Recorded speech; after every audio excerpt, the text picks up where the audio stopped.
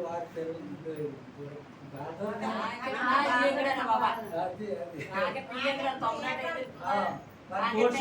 కోర్సుకుల రామకృష్ణ గారు కుమార్తె, మరి కుమార్తె వాళ్ళ అత్తగారి అప్పారపేట.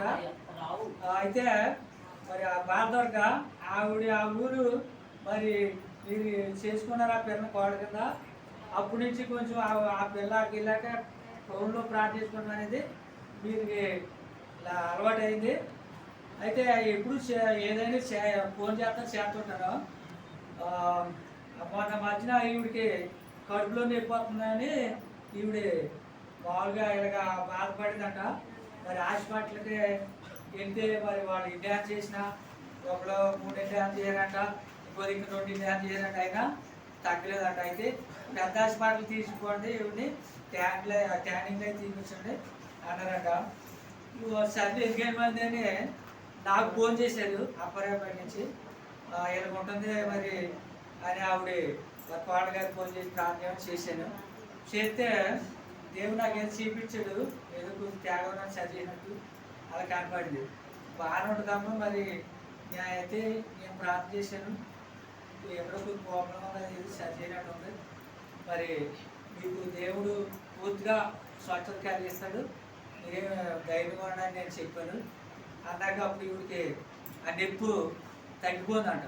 పెద్ద హాస్పిటల్కి వెళ్ళి పరీక్షలు వేసి ట్యానింగ్ తీయించుకోవాలనుకునే వారు నిర్ణయించుకున్నారు. కానీ ఫోన్లో ప్రార్థన చేస్తే యేసుప్రభు నామంలో వారు ఫోన్ చేస్తే నేను ప్రార్థన చేసిన యేసుప్రభు నామంలో ఆమెకి నొప్పి తగ్గిపోతాడు. అలాగే తర్వాత ఇంకా ఒక 6 రోజులు ఎప్పుడు జరిగాక మళ్ళీ వారి భర్త గారికి వాతులు దోషం అవుతూ చాలా నీరసపడిపోతే మళ్ళీ హాస్పిటల్ తీసుకుపోవాలి అని డబ్బులు చూసుకుని వారి అబ్బాయి గారు వచ్చి తీసుకెళ్దామని అనుకున్నారట. ఈలోని మళ్ళీ నాకు ఫోన్ చేశారు. చేస్తే నేను ఫోన్లో ప్రార్థన చేశాను. చేస్తే ఏం పర్లేదమ్మా, బాగానే ఉంటుందమ్మా, కొంచెం ఏదైనా ఇడ్లీ అనేది కొంచెం గట్టిగా అన్నం ఏదైనా ఇడ్లీ అనేది పెట్టండి, బాగానే ఉంటుంది అన్నాను. ఏం పర్లేదమ్మా అన్నాక నేను ప్రార్థన చేశాక ఆయనకి నీరసం తగ్గి కదా అంత అన్నం తిని మళ్ళీ ఆయన తిరుగుతూ మరి గేదెగా చూసుకుంటాం. మళ్ళీ ఆయన నిలదొక్కాడు. దేవుడు స్వచ్ఛత పరిచాడు. ఆయన ఈ 2 విషయాల్లో వారి కుటుంబంలో దేవుడు అద్భుతంగా స్వచ్ఛత పరిచాడని వారు ఈరోజు అప్పారాపేట చెప్పుకొచ్చి సాక్ష్యం చెప్పుకున్నారు. మరి వారి కుటుంబాలను దీవించి ఇంకా వారికి ఏం కావాలని ఇంకా దేవుడు సాయం చేసి గొప్పగా వారిని సంతోషపరచాలి, దేవునికి భయం కలగాలి.